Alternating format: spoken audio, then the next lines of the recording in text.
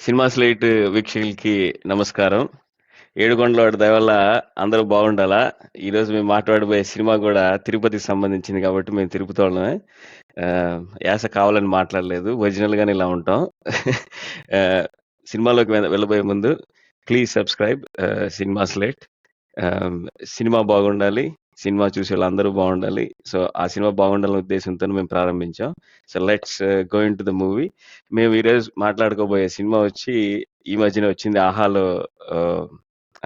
Direct release into theatres plus ఆహాలో కూడా ఉంది ఇప్పుడు. 35 ఒక చిన్న కథ కాదు, ఇది మా నానుడి. తిరుపతి సైడ్ ఏంటంటే ఏం చెప్పినా కూడా చిన్న కథ కాదంటాం. భావోద్వేగాల సమాహారం అని చెప్పొచ్చు ఇది. ప్రతి అంటే ఒక విద్యా వ్యవస్థ గురించి చిన్న చురక ఉంటుంది.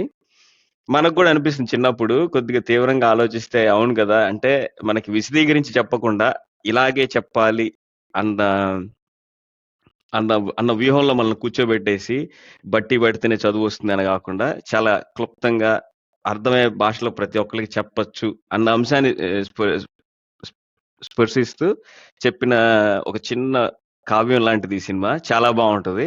నాకు ముఖ్యంగా సినిమాలో బాగా నచ్చింది ఏంటంటే ఆద్యంతం రైటింగ్. నేనైతే ఫిదా అయిపోయిన రైటింగ్ మాత్రం. ఎందుకంటే చాలా ఎక్కడ ప్రాస కోసం ప్రాకులాడుతున్నారని కాకుండా చాలా వాడుక భాషలోనే చెప్పాల్సిన విషయాన్ని ముక్కుసూటిగా చెబుతూ చెప్పిన విధానం, తీసిన విధానం. అంటే నేను ఇప్పుడు ఒక చిన్న మాట అంటే కొద్దిగా అతిశయోక్తిగా అనిపించచ్చు, కానీ నాకు ఆ సినిమా చూసినంత సేపు కొద్దిగా బాపు గారి పిక్చరైజేషన్ తాలూకు అంశాలు నాకు బాగా కనపడ్డాయి అనిపించింది నాకు. ఐ డోంట్ నో, మరి రమేష్ అభిషేక్ అగ్రి చేస్తారు నాకు తెలియదు, కానీ బట్ నాకు అనిపించింది అన్నమాట. అంటే ఎస్పెషల్లీ కెమెరా యాంగిల్స్ చూసినప్పుడు కొన్ని కొన్ని నివేదా థామస్ కి నాకు బాపు గారు గుర్తొచ్చారు. మిస్టర్ పెళ్ళాం కానీ అలాంటి సినిమాలు చూసినప్పుడు ఎస్పెషల్లీ ఆ క్లోజ్అప్ షాట్స్ చాలా, అంటే ఆ, ఒక ఆర్టిస్టిక్ గా ఉంటది. వెనకాల బ్యాక్గ్రౌండ్ స్క్రీనింగ్ కానీ మిర్రర్ లో కొన్ని షాట్స్ వస్తాయి అన్నమాట. సో సినిమా చాలా అందరూ కూర్చునే సినిమా. డైరెక్టర్ నందకిషోర్ ఈమని గారు, ఆయన అందరూ చెప్పినట్టు ఎవరు పిల్లలు కళ్ళు మూసుకోవాల్సిన అవసరం లేదు, పెద్దోళ్ళు పక్కన కూర్చొని చూడొచ్చు. కాకపోతే ఏంటంటే ఒకసారి తల్లిదండ్రులుగా మనల్ని ఆలోచింపజేసే చిత్రం లో 35 ఒక చిన్న కథ కథ ఉంటది. సో నాకు కూడా చాలా బాగా నచ్చింది. మీరు చెప్పినట్టు రచన కానీ, మాటలు కానీ, మాటల్లో ప్రతి చాలా మాటలు అవి అవి తీసి మనం ఇప్పుడు ఇలా చెప్తే బాగుండదు, కానీ అవి తీసి ఎక్కడైనా ఇప్పుడు ఆటోలు వెనకాల అట్లా రాస్తారు కదా, అలాగా ప్రతి మాట కూడా ప్రతి మాటకి ఒక బలం ఉంటుంది. అండ్ అది అది చెప్పాలని కాకుండా వచ్చిన ఆ సన్నివేశంలో ఆ సన్నివేశానికి కావాల్సిన ఆ బరువు అనేది అది యాడ్ చేస్తుంది. అండ్ నాకైతే నా చైల్డ్హుడ్డే గుర్తొచ్చింది. నా స్కూల్లో నేను అలాంటి సన్నివేశాలు అలాంటివన్నీ అందరం చూసుంటాం కదా. సో చాలా రిలేటబుల్గా, చాలా బాగా. ఆల్సో ఇంకొక వైపు ఒక ప్రోగ్రెసివ్, అంటే ఏమంటారు, ఒక సోషల్ కమెంటరీ లాంటిది. ప్రోగ్రెసివ్ ఉమెన్ అంటే జాబ్ చేసుకునే అమ్మాయే కాదు. ప్రోగ్రెసివ్ ఉమెన్ అంటే ఇప్పుడు వాళ్ళు రిలేషన్షిప్లో ఉంటే ప్రోగ్రెసివ్గా ఉండడం అంటే వాళ్ళిద్దరికిద్దరు ఫ్రీడమ్ ఇచ్చుకోవడం. సో అది జాబ్ చేయడం వల్ల, డబ్బులు సంపాదించడం వల్లే రాదు, అంటే అది కూడా ఒకటి, బట్ అలానే రాదు అని చెప్పడం నాకు నచ్చింది బాగా. నాకు చాలా ఒక simple refreshing feel after long time. Characters కానీ సెటప్ వరల్డ్ అంతా. అండ్ మీరు అన్నట్టు నాకు ఆ బాపు ఇవి రెఫరెన్సెస్ కూడా కొంచెం ఎక్కడ అనిపిస్తాయి అంటే షార్ట్స్ ఒకటి, అండ్ ఆ పర్సానిఫికేషన్ ఆఫ్ గాడ్ ఒకటి ఉంటుంది కదా స్టార్టింగ్ నుంచి. జేజీకి ఎందుకమ్మా అట్లా ఉంటుంది అంటే like it's like part of మన ఫ్యామిలీలోనే దేవుడు, అంటే ఏదో వేరే ఏదో పెద్ద ఇదని కాదు. సో అది అది కొత్తగా అనిపించింది నాకు, బికాస్ నేను ఎప్పుడు అది వినలేదు.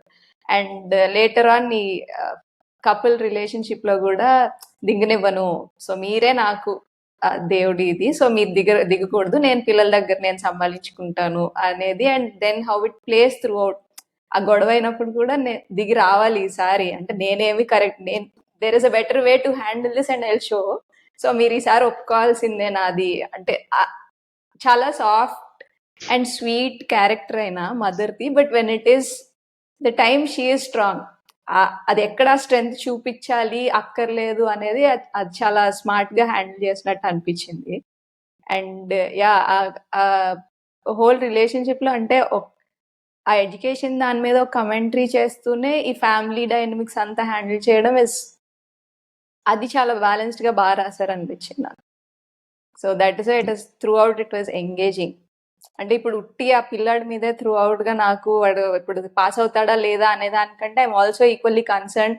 అంటే ఆ ఫ్యామిలీ అంతా ఒక మంచి ఒక రిలేషన్ బిల్డ్ చేసిన తర్వాత మనకి we care for the characters నా.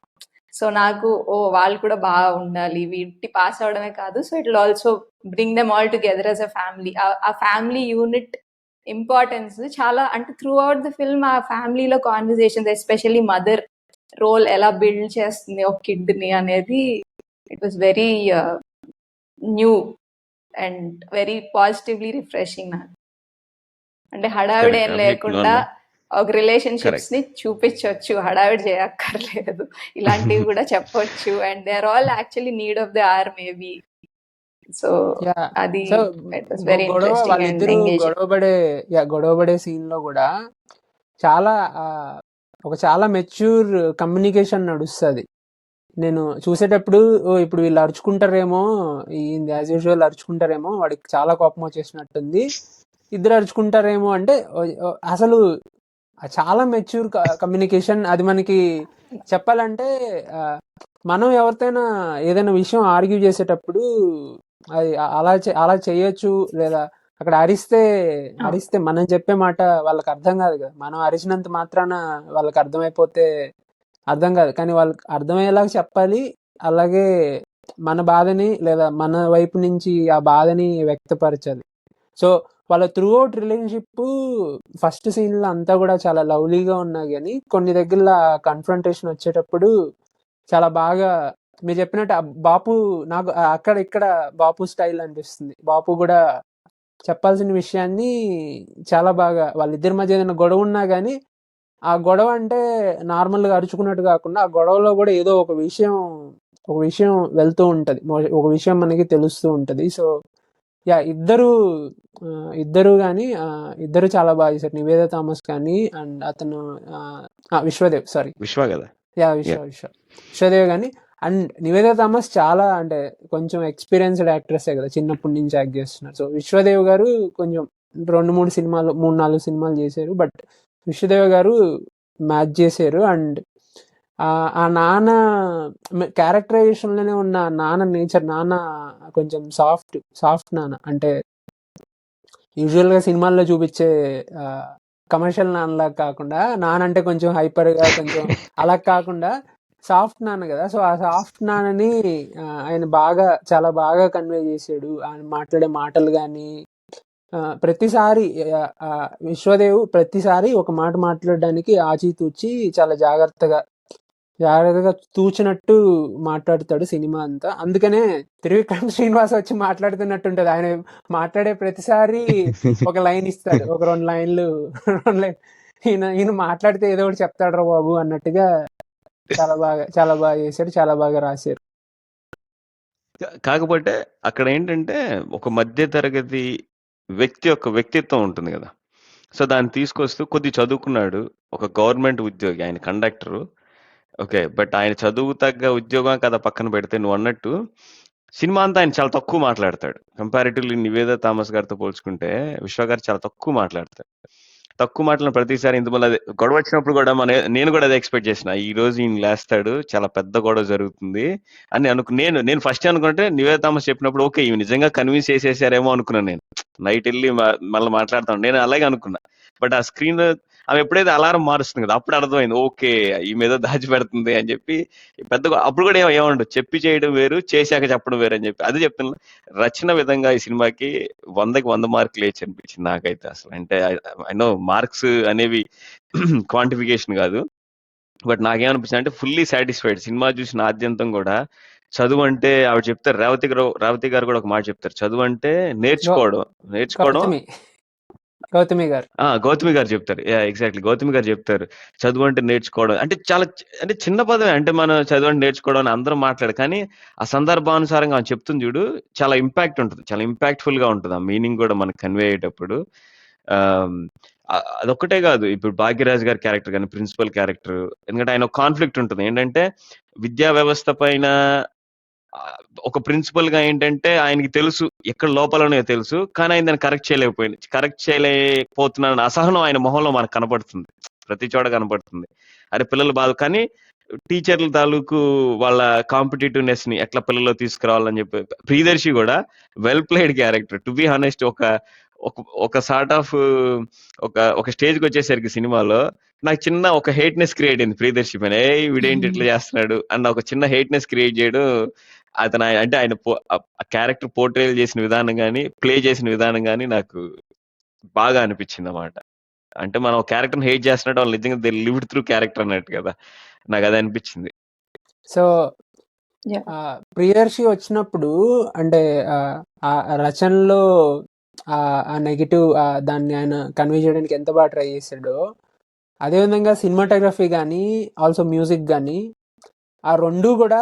సినిమాటోగ్రఫీ అయితే వచ్చినప్పుడు ప్రియదర్శి ఉన్నప్పుడు ప్రియదర్శిని ఒక రకమైన యాంగిల్లో పెడతారు, ఇక్కడ పెట్టి అంటే కెమెరా ఇక్కడ ఉంటుంది, ప్రియదర్శిని ఇక్కడ పెడతారు. అంటే మనకు ఆ రకమైన ఫీలింగ్ రావడానికి వాడు యాక్ట్ చేసినా కానీ దాన్ని ఇంకా రెట్టింపు చేయడానికి నికేత్ బొమ్మి సినిమాటోగ్రఫీ కానీ ఆల్సో వివేక్ సాగర్ మ్యూజిక్ కానీ వాడు వివేక్ వచ్చినప్పుడల్లా సాగర్, yeah. ఆయన వచ్చినప్పుడల్లా ఆ చాణక్య వర్మ వచ్చినప్పుడల్లా మ్యూజిక్ ఒక రకమైన నీకు ఆ రకమైన ఫీల్ ఏమంటారు నీకు అది క్రియేట్ చేయడానికి. ఇప్పుడు ఇది సినిమా హాల్లో చూస్తే మనకి ఎందుకు ఆ ఫీల్ వస్తుంది అంటే జస్ట్ అది రాసిన కథ కాదు.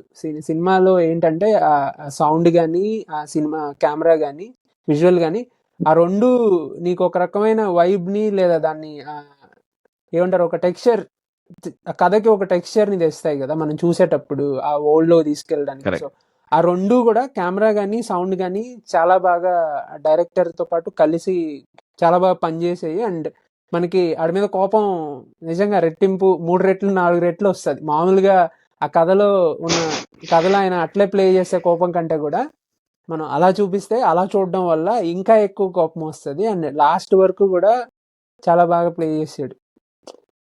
మనకి లాస్ట్ వరకు కూడా తెలియదు. యాక్చువల్గా ఇంటర్వ్యూలో చెప్పారనమాట, మేబీ ఆయన లాస్ట్లో వచ్చి పేరు పిలిచి అంటే సర్కిల్ ఫినిష్ చేసినట్టు చేస్తాడు కానీ. సో ఆయన చెప్పిన బ్యాక్ స్టోరీ ఏంటంటే తను స్ట్రగుల్ అయ్యాడు English medium to Telugu medium to English medium వచ్చి స్ట్రగుల్ అయ్యి వాళ్ళు చాలా మంది ఎక్కిరించారు కాబట్టి వాళ్ళలాగా ఇంకే స్టూడెంట్ అలా నిలిచిపోకూడదు అని చెప్పి అందరినీ వాడు ఇన్బిల్ట్ గా వాడు ఇంకో దగ్గర కూడా చెప్తాడు, మనకి కావాల్సింది స్టూడెంట్స్ కి నేను నచ్చకపోవడం కాదు, పిల్లలు బాగుండడం అంటాడు. సో ఆయన సైడ్ నుంచి అది పిల్లలు బాగుండాలి అని ఆయన చేస్తున్నాడు, బట్ ఆ విధానం కరెక్టా కాదా అనేది అది క్వశ్చనబుల్, అది ప్రశ్నించదగిన విషయం. ఆల్సో ప్రిన్సిపల్ ఏంటంటే ప్రిన్సిపల్ ఎప్పుడైనా కానీ ప్రిన్సిపల్స్ మామూలుగా బెస్ట్ ప్రిన్సిపల్స్ ఎవరంటే రెండింటిని బ్యాలెన్స్ చేస్తారు, స్టూడెంట్స్ని బ్యాలెన్స్ చేస్తారు, టీచర్ని బ్యాలెన్స్ చేస్తారు. ఒక మాట టీచర్ని అనలేదు, ఒక మాట డైరెక్ట్గా పిల్లల్ని అనలేరు అనమాట. ఒక కైండ్ ఆఫ్ హెచ్ఆర్ లాగా అనమాట. ఇద్దరు గొడవ పెట్టుకొని వెళ్తే ఇద్దరికి సర్ది చెప్తారు, చెప్పి ఇద్దరిని పంపిస్తారు, ఎందుకంటే ఇద్దరు కావాలి వాళ్ళకి. నువ్వు వెళ్ళి మన ఇద్దరం గొడవ పెట్టుకొని హెచ్ఆర్ దగ్గరికి వెళ్తే సొల్యూషన్ వస్తుంది అనుకుంటే సొల్యూషన్ ఏం రాదు. సేమ్ ఇద్దరు కావాలి, ఇద్దరికి సర్ది చెప్పాలి, కానీ ఎవరు తప్ప వాళ్ళకి తెలియాలి. ఇద్దరిది తప్పు ఉంటుంది, ప్రతి విషయంలో ఇద్దరే తప్పు ఉంటుంది. సో అది దాన్ని ఒక ప్రిన్సిపల్ లాగే నాకైతే మా స్కూల్ ప్రిన్సిపలే గుర్తొచ్చాడు. మా స్కూల్ ప్రిన్సిపల్ కూడా అలాగే చేసేవాడు. అంటే పిల్లలతో మరీ హార్డ్గా ఉండేవాడు కాదు, అలాగని టీచర్స్తోనూ హార్డ్గా ఉండేవాడు కాదు. ఒక బ్యాలెన్స్. ఇప్పుడు మనం వెళ్ళి ఆయనకి చెప్పగలుగుతాం, ఏదైనా సమస్య ఉంది నాకు ఇలా అనిపిస్తుంది అంటే చెప్పగలిగేంత అది ఉంటుంది.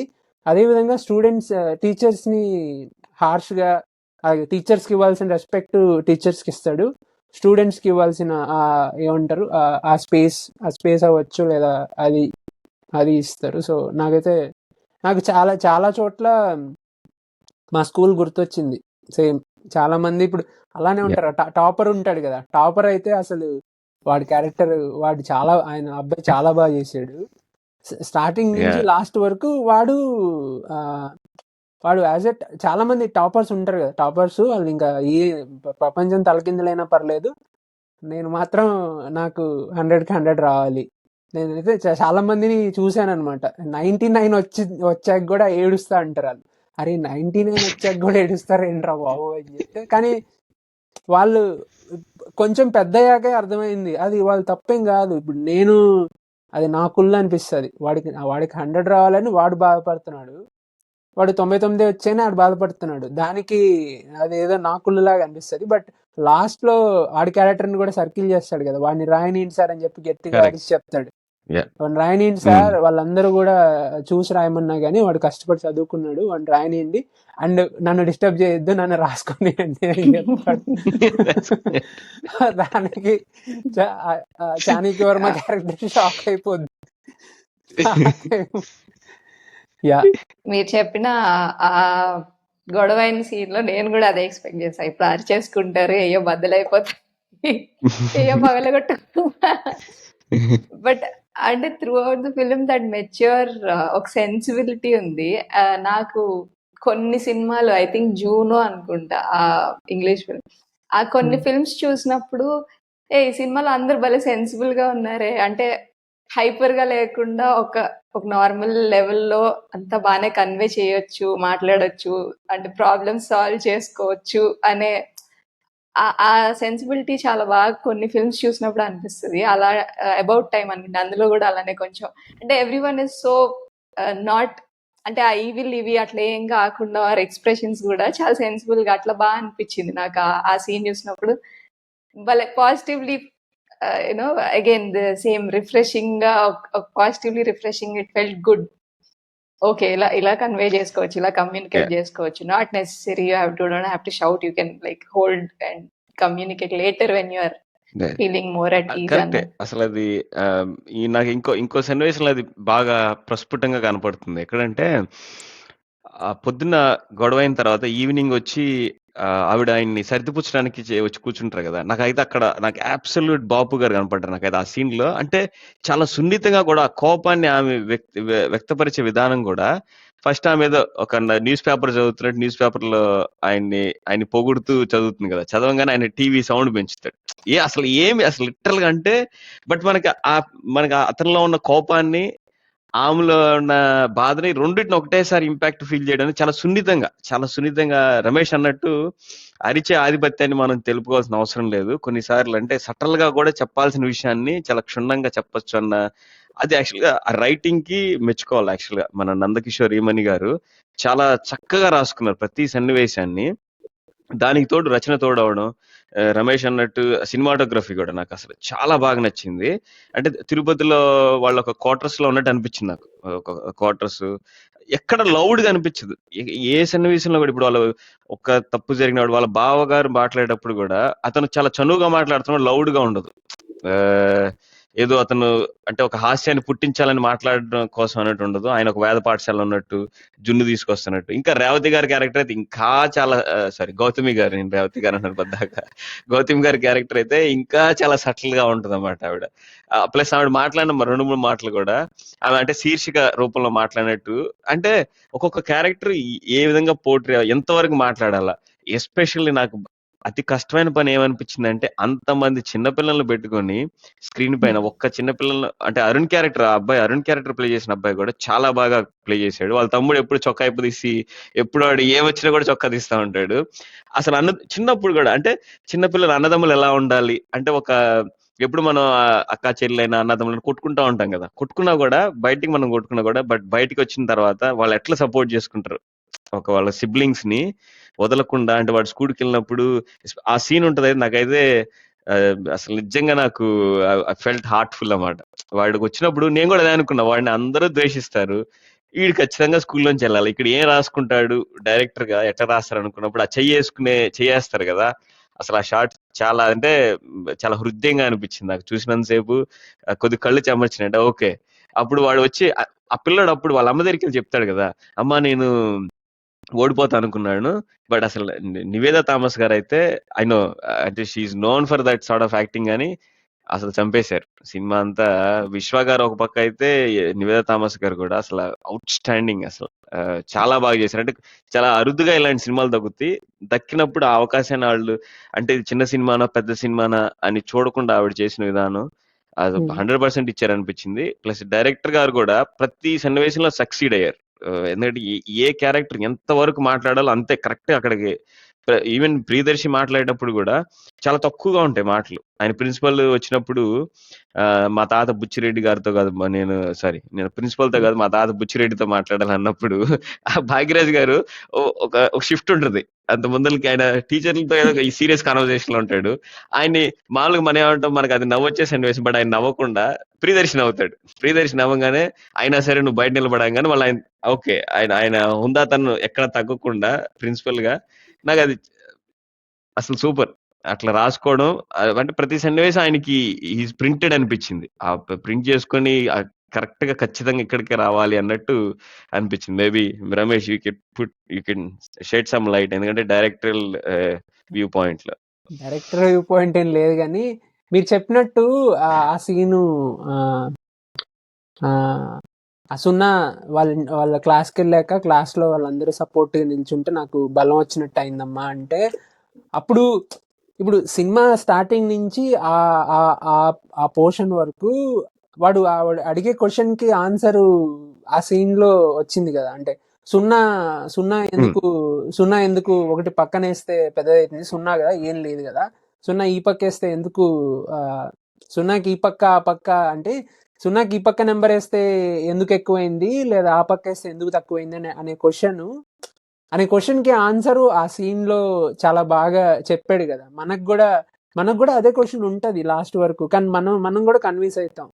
నివేదిత థామస్ యాక్టింగ్ అని అక్కడ చాలా బాగుంటుంది. అండ్ డైలాగ్ చెప్తూ ఉంటే ఫస్ట్లో వాడు వాళ్ళ బావకి చెప్తాడనమాట, చెప్పడం మానేస్తే అడగడం మానేస్తారు, అడగడం మానేస్తే నేర్చుకోవడం మానేస్తారు అని. ఇది చాలా ఇంపార్టెంట్. మనం ఎవరైనా చిన్నపిల్లలు ఉంటే ఎవరైనా క్వశ్చన్ అడుగుతుంటే మనం ఆన్సర్ చెప్పడానికి ట్రై చేయాలి. పక్క వాళ్ళని ఇంకా వాళ్ళు అడగడానికి మనం ప్రోత్సహించాలి అనిపిస్తుంది. అడగనీయకుండా లేదా ఆ విషయం ఒక చిన్న లైన్లో బాగా చెప్పిస్తాడు కదా. ఆల్సో ఇంకో దగ్గర కూడా మన ప్రేమ వాడికి మన బలహీనత లాగా కనిపిస్తుంది అని చెప్పి నాన్న కొంచెం ఆ సెకండ్ హాఫ్ లో చెప్తాడు. సో ఇలాగ ప్రతి దగ్గర కూడా లైన్స్ బాగున్నాయి, ఆ డైలాగ్స్ బాగున్నాయి. డైలాగ్స్ తో పాటు ఇప్పుడు ప్రతి సినిమాలో రేస్ చేసిన ప్రతి క్వశ్చన్ కి ఆన్సరు చాలా ఎలా అంటారు, చాలా న్యాచురల్ గా అది ఆన్సరు చెప్పాలి అన్నట్టు కాకుండా న్యాచురల్ ఫ్లోలో వస్తుంది కదా. సో కిరణ్మయి స్క్రీన్ ప్లేలోకి వచ్చినప్పుడు కూడా మా అమ్మ నాకు ఒకరు పోతే ఇంకొకరు వస్తారని చెప్పింది, పవన్ పోయాక కిరణ్ వచ్చింది, మీరు నన్ను ఈ క్లాస్లో డిమోట్ చేసినందుకు థ్యాంక్స్ అని చెప్పి వెళ్తాడు కదా. సో అది కూడా చాలా బాగా అనిపించింది. మీరు చెప్పినట్టు రైటింగ్ చాలా నచ్చింది నాకు. ఆ క్యారెక్టరైజేషన్ లో స్కోప్ ఉన్నంతలో చాలా క్లుప్తంగా యూజ్ చేసుకోవడం. అంటే ఇప్పుడు అంత స్ట్రిక్ట్ గా ఉన్న ఒక టీచర్ క్యారెక్టర్ ఏంటి అంటే, ఫస్ట్ థింగ్ ఆయన ఇప్పుడు 100 పవన్ ఉన్నాడు కదా, మేబీ అలానే చదువుకుని వచ్చి ఉంటాడు. సో ఎక్కడ క్వశ్చన్ రేస్ చేసే ఇది కాకుండా, అండ్ అథారిటీ అనగానే ఒక మంచిగా ఉండాలి అనేది. సో అమ్మాయి రాగానే అమ్ములు అని పిలవగానే అందరు షాక్ అవుతారు, ఏంటి సార్ ఇలా పిలుస్తున్నారు, ఒక ప్లీజింగ్ మెంటాలిటీ.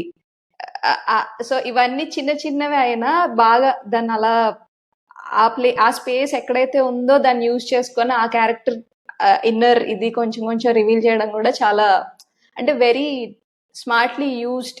ఉన్న స్పేస్ అంతా స్టోరీ ఎక్స్ప్రెస్ చేయడానికి ఎక్కడ లూజ్ ఎండ్స్ లేకుండా బాగా యూజ్ చేసుకుని ఆ వరల్డ్ మొత్తం, I think it was very build. మీరు చెప్పిన ఆ రీజనింగ్ కూడా ఆ మదర్ కి అది సడన్ గా స్ట్రైక్ అయ్యి రావడం, ఆ ముందు తెలియకుండా అక్కడ రావడం is very interesting. Mother reasoning ఇవ్వడము, లైక్ వెన్ హీ సేస్ నేను జీరో అనిపించినాను, నేను హీరో లాగా ఫీల్ అయిపోయాను అనగానే మళ్ళీ చెప్పు అని the way she suddenly realize it was very convincing. మనకు కూడా ఫస్ట్ నుంచి అది చెప్తున్నా గానీ I think as an audience మనకు కూడా ఎక్కడో ఒక పాయింట్ లో అవును దీనికి ఇంకా ఫండమెంటల్ కదా, దీనికి ఏం చెప్తారు, వాడిని ఎలా కన్విన్స్ చేస్తారు, అంటే వాడికి ఏమని చెప్పాలి అని ఎక్కడో మనం కూడా స్లోగా స్లిప్ అవుతున్నప్పుడు suddenly it strikes and she explains and we're also convinced because it was very impressive. That closing the pay off చాలా బాగా అనిపించింది. అంటే that was not like suddenly ఏదో అక్కడ పెట్టారు కదా ఇప్పుడు చెప్తారు అన్నట్టు కాకుండా, that the way it was brought underneath undertone లాగా వచ్చి సడన్గా it paid off very well ఆ ఇన్స్టెన్స్ లో. యాహ్! అండ్ తను కిడ్స్ తను కూడా ఐ తను అలా థింక్ తను అలా చూస్తున్నప్పుడే మనకి తట్టుద్ది టక్మని. అవును గదా! అని జెప్పి. మనకి అప్పటి వరకు తట్టదు. నాకైతే తట్టలేదు. తను అలా అనుకున్నప్పుడు అదే ఏంటసలు ఏదో కన్విన్సింగ్. చెప్తుంది. ఆ! అవునవును. అవును. చెప్పు. కిడ్స్ గురించి యా చెప్తున్నావు. యా కిడ్స్ వరల్డ్ కూడా అంటే ఎక్కడ ఒక స్లిప్ ఎక్కడ అయిపోయే ఛాన్స్ ఉండిందంటే ఒక కైండ్ ఆఫ్ ఓవర్లీ పర్ఫెక్ట్ గా అయిపోయే ఛాన్స్ ఎక్కడ ఉందంటే చిన్నాడు కదా, అంటే లైక్ 5th 6th స్టాండర్డ్ కి ఇంత మెచ్యూరిటీ వచ్చేస్తుందా అని ఎక్కడో క్వశ్చన్ రాకుండా అక్కడ దేర్ వి స్టాపింగ్ టు అక్కడ we'll stop to believe. Usually ఎక్కడైనా ఆ కిడ్స్ ది కొంచెం ఓవర్ స్మార్ట్ గా ఓవర్ మెచ్యూర్డ్ గా ఉండగానే ఇదంతా ఉండరు కిడ్స్. సో అది నాకు ఎక్కడ బాగా ప్లేడ్ అనిపించింది అంటే లైక్ ఫ్రెండ్ కోసం he starts becoming what he's not till then కదా. సార్ బైక్ ఇది చేయడం అది చేయడం and then that for that is what he's punished. అది వాడు అన్యూజువల్ ఇది. But he's desperate also. అంటే ఫ్రెండ్ వెళ్ళిపోతే వాడికి ఇంకేం తెలియట్లేదు. He's so emotional. We have all been there. నేను ఫ్రెండ్ ఇట్లా వేరే స్కూల్కి వెళ్ళిపోగానే ఫుల్ ఇట్లా షేక్ అయిపోతాము, ఇదైపోతాము అండ్ అది తెలియదు కూడా. అండ్ దట్ ఆ సిచ్యుయేషన్స్ లో how again mother comes, it was almost like a therapy. ఇప్పుడు అందరు ఇంక థెరపీకి వెళ్ళి ఎందుకు వెళ్తున్నారంటే you don't have people to express or someone to say it's okay, like, or give you that space to talk and get some clarity లాగా ఆ డాబా మీద కూర్చోబెట్టి ఎక్స్ప్లెయిన్ చేస్తుంది కదా నీ కోపం ఎవరి మీద, ఇక్కడ ఎందుకు చూపిస్తుంది. So that was very interesting and I think that is very really like ఇట్లా ఉంటే బాగుంటది, this is how it's suppose to be అని. ఓకే, ఇది చాలా అంటే idealistic but still it's not like impossible కాదు కదా అది. ఇంపాసిబుల్ కాదు అంటే నాకు అదే మనిషి జీవితంలో అమ్మగారు మొదటి గురువు అంటాం కదా. సో ఆ పాయింట్ ని ఆయన చాలా బలంగా స్పష్టంగా కూడా చెప్పగలిగారని అనిపించింది నాకు. ఎందుకంటే ఈవెన్ మ్యాథ్స్ నేర్పించేటప్పుడు కూడా ఆవిడ ఆ, ఒక సన్నివేశం నువ్వు ఇంట్లోంచి వెళ్ళిపోవడం ప్లస్సా మైనస్సా అంటే చాలా చాలా అంటే ఓకే అంటే కాకపోతే ఏంటంటే ఆ, ఒక మధ్యతరగతి కుటుంబాన్ని ఆమె చూసుకుంటూ వంట చేస్తూ ఇవన్నీ చూస్తూ వాళ్ళ ఆయన క్యారీ గడ్డి పంపిస్తూ ప్లస్ పిల్లలకి చదువు చెప్పడం అని. ఇందువల్ల రమేష్ అన్నాడు చూడండి. యాక్చువల్గా అంటే ఏంటంటే ఆ, ఇప్పుడు ఉమెన్ ఎంపవర్మెంట్ గురించి మనం మాట్లాడుతున్నప్పుడు ఎట్లా అయిపోయిందంటే వాళ్ళ విలువల గురించి మనం గట్టిగా మాట్లాడినప్పుడు అది ఓన్లీ అంటే వాళ్ళు కూడా మగవారితో సమానంగా పనిచేయటం ఇవే అని మనం మాట్లాడుతున్నాం. కాకపోతే ఏంటంటే మగవాళ్ళ కంటే ఎక్కువగా కూడా, ఎందుకంటే ఇప్పుడు తండ్రి స్థానంలో ఆయన ఏంటంటే ఎక్కడ మన ఆయన పిల్లలతో కూర్చొని మాట్లాడతాడు కానీ ఇంకే ఆస్పెక్ట్ లో పెద్దగా వాళ్ళని చూపించాడు. తండ్రి స్థానం అంటే ఆయన పనిచేసి ఆ కుటుంబ పోషణార్థం ఆయన సంపాదించిన వరకు అన్న ఎలిమెంట్ లో ఉంటుంది అనమాట ఆయన రోల్. బట్ అమ్మ అట్లా కాదు, అమ్మ మొత్తం చేస్తుంది. ఎందుకంటే ఎందుకంటే అది నాన్న అనే సర్కిల్ ని కంప్లీట్ చేయాలంటే అమ్మ ఉండాలి ఫుల్ సర్కిల్. ఎందుకంటే ఆ విషయాన్ని ఆయన చెప్పిన విధానం నాకు చాలా బాగా అనిపించింది. అంటే ఆమె ఎంతో ఓపిక్ గా, అదే మీరు అన్నది ఐడియలిస్టిక్ మదర్ ఉండరనేం కాదు, ఉంటారు చాలా చాలా మంది. ప్లస్ ఇంకోటి థామస్ ఆల్వా ఎడిసన్ గురించి చెప్పినప్పుడు ఆమె కూడా ఒక ఎక్స్క్యూజ్ కోసం ఎత్తుకుంటా ఉంటది. వాళ్ళ అమ్మగారు ఏం చేస్తారంటే వాళ్ళ అమ్మగారు టీచర్ అన్నప్పుడు అవునా అంటుంది అన్నమాట. కానీ అప్పుడు రేవతి గారు చెప్తారు కదా, అది నాకు అంటే ప్రతి దానికి